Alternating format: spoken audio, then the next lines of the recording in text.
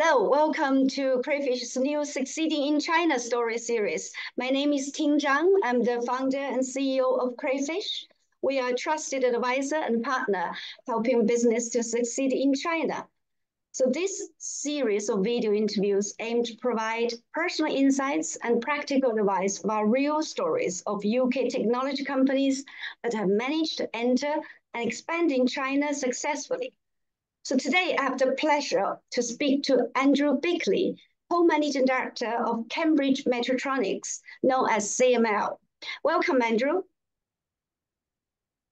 So CML is based in Cambridge, a world leader in developing disruptive solutions for improving smartphone imaging, including SMA alterator and controller ICs, while SMA stands for Shape Memory Alloy.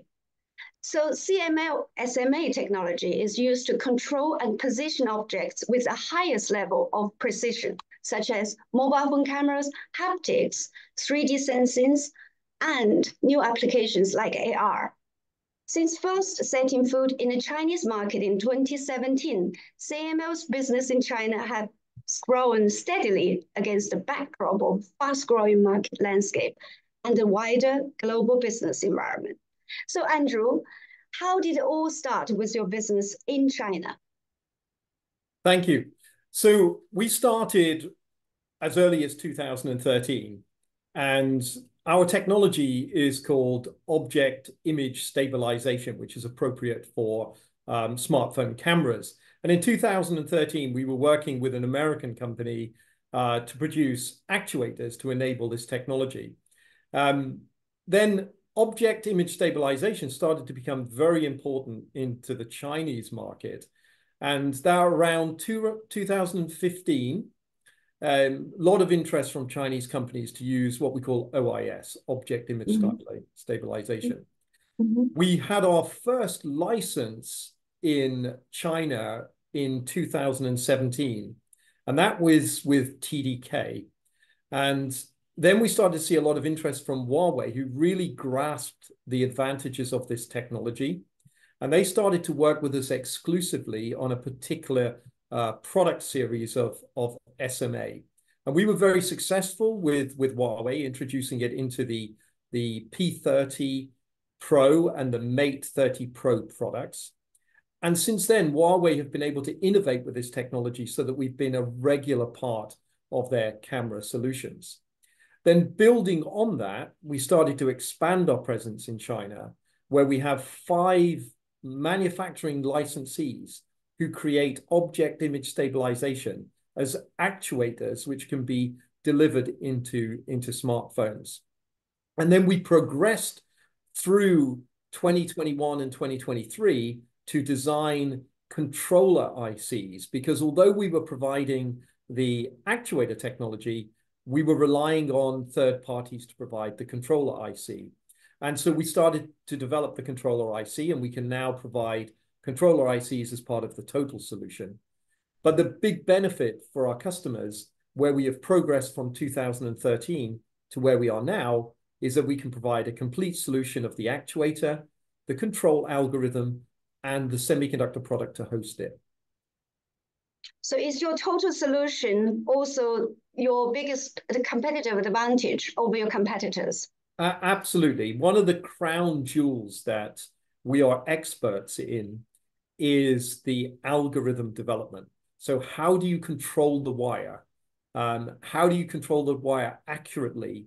How do you control the wire with lowest power and resistance measurements? And we have control algorithms which are patented and protected so that our competitors can't do it. So our biggest advantage is we are experts in the mechanical design of actuators.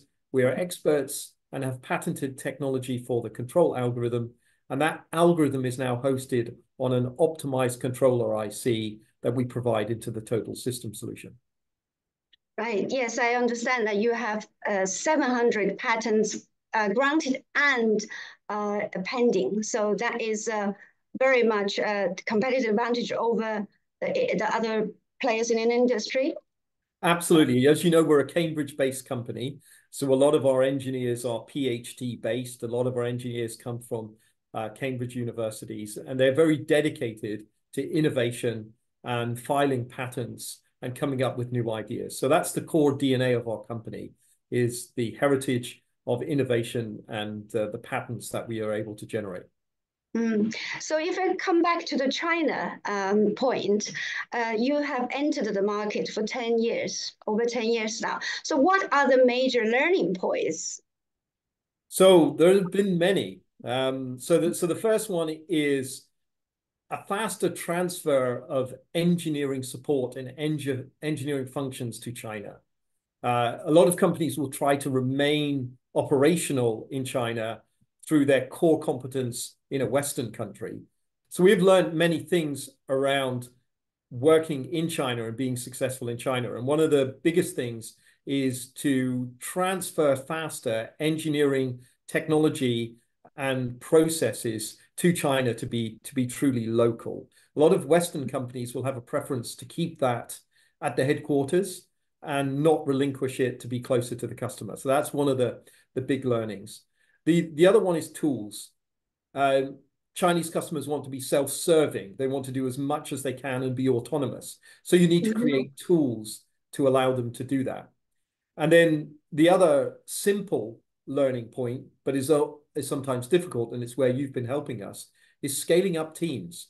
Scaling up teams to get the right talent, to get the right type of person who can operate locally in China, but also can interface with a Western company and understand sometimes the drawbacks of working with a Western company. Yes, so essentially you are enabling your Chinese customers to improve their design capabilities and catch up on their Western counterparts as well, right? Yeah, but China is rapidly, aggressively catching up, and in many cases is leading. If you take Huawei, for example, they are one of the best innovators of mobile phones in the world. So that gap between China and Western companies is closing very rapidly. And we see a difference even over 2 to 3 years. So the gap is closing. And obviously the thing with Chinese companies, they're very fast, right? They're very fast, they're agile. And so, companies like ourselves are having to keep up. And we're learning a lot by introducing agile and do it right now processes into our company.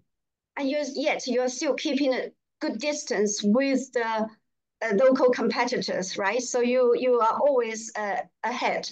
Yeah, because of our heritage, our innovation, we will always be ahead of local competition, and we will always have our advantages protected with patents. So we will always maintain that advantage. But what's really important for China is those advantages need to be transferred into products as fast as possible. And that's where we have the innovation, and then China is accelerating that innovation through to a product solution. But we will always have a gap between ourselves and the competition because we are the world's experts in SMA technology and the control and the silicon products for those solutions. And even with such advantage, having a local talent team will further help you compete in this fast China, evolving Chinese market, right? Because as you know, customers in China want things happen yesterday.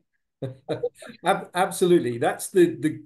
So we originally started in China on a consultancy basis with a customer support team. We very rapidly moved to CML employed personnel, and we're expanding even now. But you need the local people, because sometimes we're getting requests which are very demanding, very fast, and our local talent will explain to us and get us to understand why we need to respond in a certain way, because this is the way the Chinese market works. This is the way innovation works in China. Western companies can get a little bit caught up in process, right? The process of let's do this with a thorough documentation, whereas Chinese companies want it done right now. And I think our local teams bridge the gap between do it right now and the Western companies wanting to take a different approach. Yes, and having that very good interaction between your HQ from senior management such as yourself, but also your technical team, the constant communication between the headquarters and your Chinese team is very important, right? To remain. It is. So the magic is when you have a talented Chinese local organization, and in our case, a UK innovation organization, which understands the dynamics and the way of working in a Chinese market.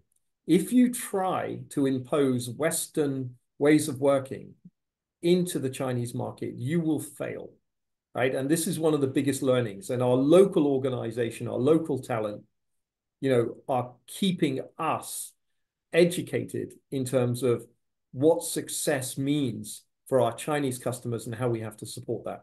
So, in terms of lessons learned, talent, local organization, listening to them and following their recommendations it may sound simple, but it's so strategic in being successful in China. Yes, and I remember we helped CML to start setting up the wholly owned subsidiary just before COVID started. And we were able to actually get it set up during COVID, which was I think it was very helpful for CML to maintain its growth all the way throughout the COVID time. No, we really appreciate the support that you've given to us. And we're on a growth curve. We are expanding in China. We're moving more processes and design support to China. So we will be increasing our footprint in China. And you definitely helped us get a head start into that process. So thank you again for that. You're very much welcome. It's our pleasure to be able to help CML all the way through its growth period and further expansion. So CML has shipped over 70 million devices in the past 4 years. And the product launch, in my understanding, has gone up from one a few years ago, 6 years ago, to 45 products, with 40 out of the 45 products being for Chinese customers, such as Huawei, Honor, Xiaomi, Oppo, among the very well-known Chinese brands that have adopted your SMA technology. So fascinating growth, and throughout the pandemic, so the number looks extraordinary. So what is your secret of staying such high growth? I mean, what are the key success factors behind each major ring? I'm talking about, for example, if you want to mention the example of Huawei or other customers, what's your experience? Or the fact that you can stay as a long-term vendor or supplier partner, but also, growing that relation, growing that sales. Yeah, so Huawei is a good example. So as we said earlier, Huawei is a highly innovative company with fantastic engineers. They're also very demanding. All right, they produce the best products because they are demanding and they drive for success. So part of our success is being very well aligned with Huawei in terms of their roadmaps, their requirements, their vision for what needs to happen in the camera application in the next 2 to 3 to 5 years out. And then we need to be able to demonstrate to Huawei that they're with the right partner, that we are capable of giving them the solutions that they need in 3 to 5 years. So what you've got to do is tune your roadmaps and your technology into a lead customer like Huawei. And you've got to be prepared to have dedicated teams which understand how to work with demanding customers who are driving for the best possible products. You've got to ring fence those resources and have them dedicated to people like Huawei so that they learn from project 1, then they go on to project 2, project 3. And we take all of those learnings to become a highly efficient design partner with Huawei. So the biggest success factors are we have to stay ahead of the curve on innovation. We have to stay ahead of our competition, but we have to listen to Huawei and tune our roadmaps to the requirements that they see going forward. And they are going to be demanding and they are going to be the best. And keeping up with them, keeping up with this demand is one of the key success factors. If you keep up with their demand, if you deliver the right products, if you have the right innovation, you will have a long-term relationship with Huawei. If you're not able to do that, it'll be a different story. And of course, they have this huge popular launch of the Mate 60s last year, which used your technology. And assuming that that was also a big success in terms of the sales orders. Yeah, the Mate 60 was a fantastic phone. So congratulations to Huawei. It was a real success. And of course, this is the great example of success in China. If we have the right products, we get into the right phones. If the phone is designed correctly, it wins in the market, and then the volumes follow. And the Mate 60 volumes were fantastic. So that was a really good example where we were able to meet Huawei's requirements and enjoy the growth revenues that that phone delivered. And I noticed, of course, you have all the licensees, about 13 of them. Are most of them Chinese, but some of them, understand, such as TDK or others, are Western companies operating in China. So how is this sort of distribution, this spread of different nationalities of OEMs? The majority of our licensees are Chinese because that has been our focus market. So, you know, our core licensees right now is TDK, which has manufacturing in China, ZET, which has manufacturing in China, Bilu SMA Tech manufacturing in China, Galaxy Core manufacturing in China, and then Alps, although Japanese, also has manufacturing in China. So most of our licensees are in China because that's been our focus market. Yes. So what are the difference in terms of functions for operations between your Shanghai and Shenzhen office? So very similar. Shenzhen is our biggest office. That's where we have the majority of our FAEs and our sales support, our admin and finance. So Shenzhen is where we're focusing it to be the biggest center. And then Shanghai, you need a presence in Shanghai. We have partners and customers in that area. So we want to keep those two offices. We will expand in both. But I would see Shenzhen as becoming kind of like the competence center for us in China.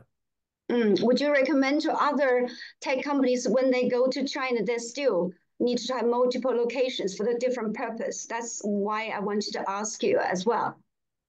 I think I definitely would, because if you're supporting your customers regularly, you're visiting them regularly every week, but also there is the on-demand that you need to react to. So if we have partners or customers in Shanghai who call us up in the morning and explain an issue, we want to be with them, within an hour. So I think you need to select carefully. I think you have to have multi-site facilities across China. China is so big, as you know, so you need to choose carefully. And I think the guidance I would give to anybody is you need to be close to your customers, and you need to put the design support and resources very close to your customers. Being able to be on site with customers within an hour or an hour and a half, if a critical problem comes up, is really important. That's really good advice. As we always help clients look at, if it's the first operation to set up in China, is typically close to the customer. In a tech sense, typically it's Beijing, Shanghai, and Shenzhen. But once you start expanding, there may be other locations for R&D, for example. But if for sales and marketing, Shanghai is always the best one. And if you're in tech, if you're serving OEM, Shenzhen is obviously the most popular as well. So now you have, of course, achieved a lot of success in China. But what have been those major obstacles you have overcome? And also, anything thinking back and pitfalls that would have been, fatal if it wasn't avoided? Yeah, so I mean, some of these obstacles will not be a surprise. The first one is IP protection.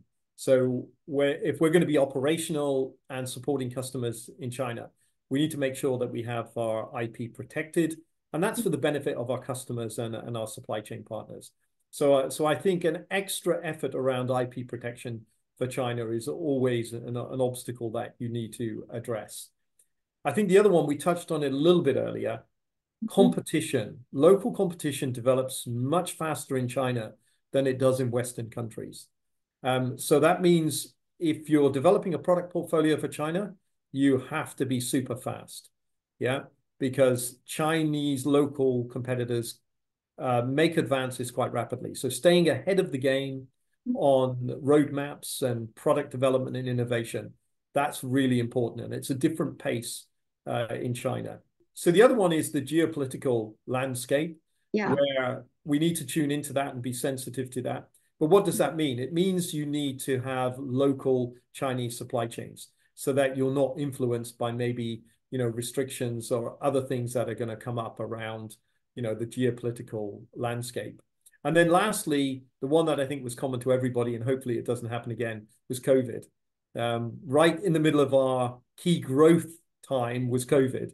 And so we had to manage our workforce. Customers were continuing to design, so we had to support them. Normally, we're very hands-on. When customers are bringing up phones, we're hands-on in the factory. That was difficult.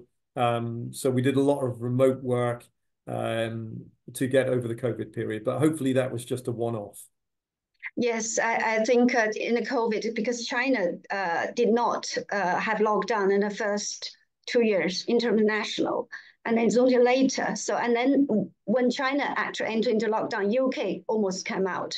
So in that sense, you had the remote working very well. You might just have missed that sort of total lockdown in between the two countries, right? We were all really pleased when we got the freedom to travel into China. It was a big relief. We missed visiting customers, and hopefully we won't have to go back to that situation again. Yes, you had a recent trip to China. So how was that?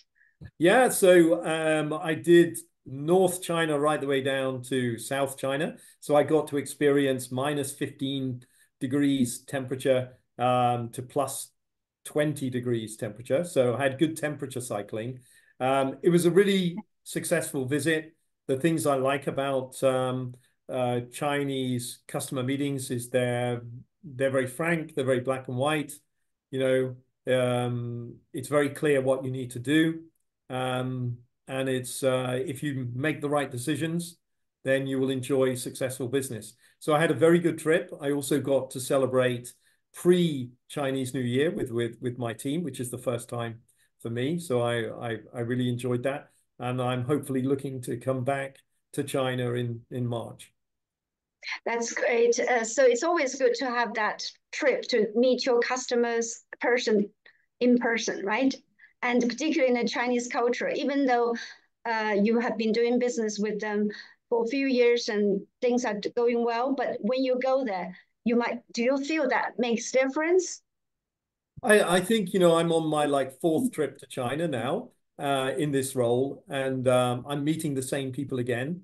So I'm getting to know them. I'm getting to build up a relationship. So it does help, and there is the element of, I think Chinese people want an element of trust in their suppliers.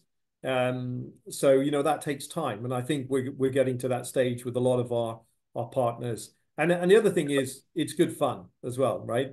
The working with China is good fun. It's demanding. It's the most agile, innovative market that I've ever operated in. And so it's pretty refreshing at the pace at which we have to work. So coming back to the challenges, geopolitics was a challenge and it remains so. You mentioned the supply chain, which is mainly talk about supply chain in China. That's for the Chinese side. But from the UK side or the Western side, do you have also any implications from geopolitics? No, I think the main one is to operate in China. It's very clear.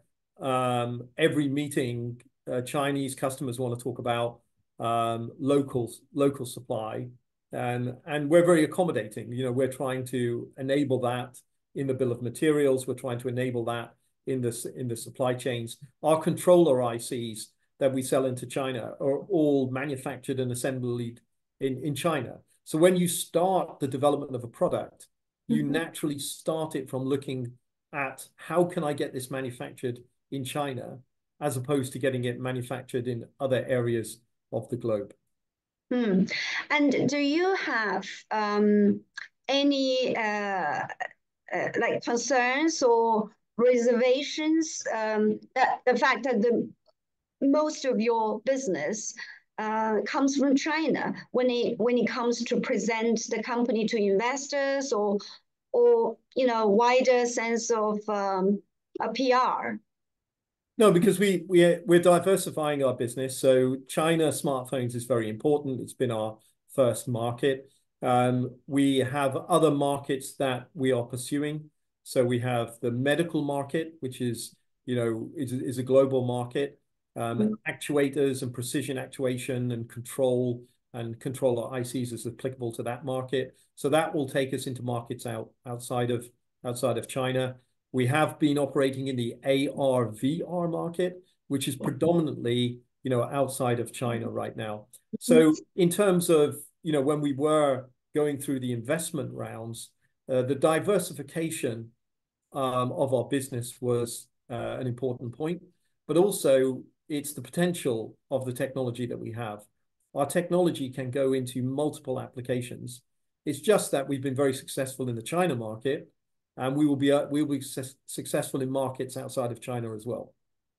Yes, congratulations. All fresh off the press of yesterday's announcement of CML closed funding round of $40 million to help expand beyond the smartphone imaging exactly to those new exciting applications, as you mentioned, in healthcare, interactive entertainment such as AR, and also you are also going to have your own fabulous business, right? So looking ahead, what is your ambition for China, for CML in China? What would CML's business in China be like in 3 to 5 years' time? Yeah, with China is an incredibly important market to us. What we want to grow, we want to sell more of our system solutions into China.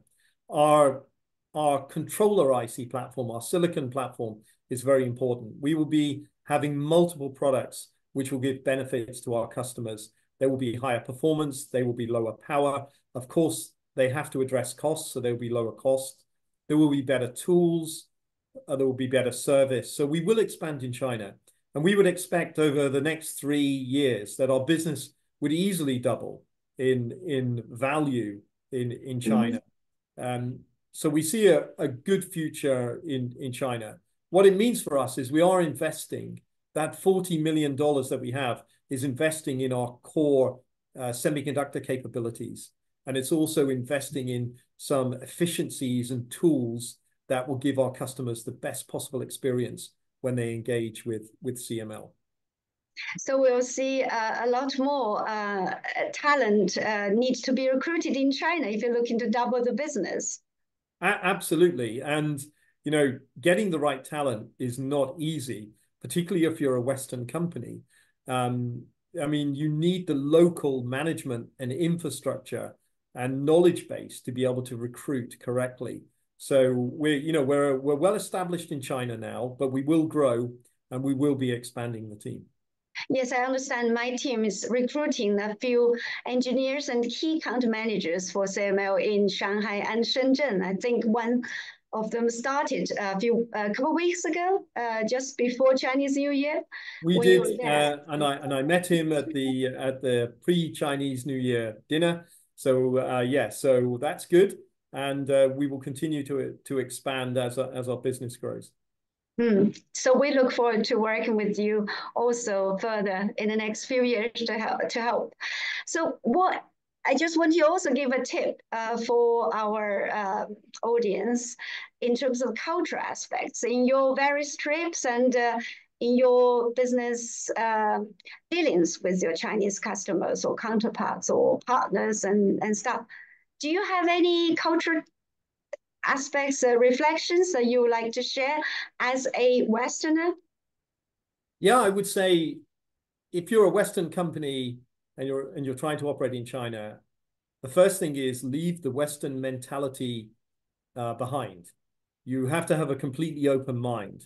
There are going to be approaches and ways of working, communication styles, meeting environments which are totally new and different. You need to embrace that and absorb it, but you must be complemented by your local team who will navigate you through some of these things. There's many meetings that I've been into that I've come out a little bit confused. And my local team has been able to explain to me what actually had happened, what had been communicated, and what it meant. So my biggest tip is embrace the culture. Please don't bring a mentality of the Western way of working will work, and use your local team and be open-minded with your local team to be guided on the meetings and the communication and the style of doing business in China. Yes, and also I noticed, of course, ZML has its own WeChat channel, digital marketing channel. And in fact, yesterday's announcement also came out on WeChat, the official channel. So it helps to educate your customers, engineers, but also gives a vehicle for your staff, your team to share with their friends and colleagues, right? To share the success story. Yeah, a lot of our engineers are on WeChat with the engineers of our customers. So that's that's a great media platform for us to stay engaged in a rapid way with our customers. Are you on WeChat? I am. The only thing I haven't set up on WeChat is to be able to pay in China. So I have been going out to dinner with my general manager, and I have tried to pay with my credit card, only to find out that it's only WeChat. So very good excuse. yeah, I think I'm running out of using that one now. Right. Yes. In China, it's almost like paperless now. Even buying an apple on the street, you would have to pay by WeChat. So that's something that come as a surprise to many Western business people traveling to China. So definitely our top one advice, business travel advice is to get WeChat. Otherwise, you can't even get a taxi in China. So finally, have you been enjoying Chinese food? Any favorite or anything that you find it absolutely not acceptable or absolutely love it? So there are a number of things that I try to avoid, but I won't mention them here. But what I do love is I love the noodle bars. The spicy noodle bars are fantastic, and that's kind of a low cost but high quality food. So lunch is a very fast noodle bar. I do like the dumplings are a good speciality as well. But I'm very robust in eating anything. So normally I let my local Chinese guys surprise me with what we're going to eat during the day. So you are the best suitable person for being in charge of sales in China, because to be able to do very well in China, you have to, of course, wine and dine with customers and be able to enjoy the food and the culture and the travel as well. So you got all that. And all three of those are great, right? I mean, we love our technology. We have fantastic customers. China is an amazing region. China innovation is going to accelerate faster than any country in the world. We want to be part of that. And that's why we will keep developing our product solutions and our semiconductor products to make sure that Chinese customers think about CML first. That's excellent. And we look forward to seeing more success stories. So finally, happy Chinese New Year. It's a year of wooden dragon. And of course, a dragon is associated with success. And so we all look forward to a successful year for everyone. Thank you very much, and happy Chinese New Year. And we look forward to seeing you again here in Cambridge or on our travels in China. Thank you, Andrew. Thank you very much. Thank you.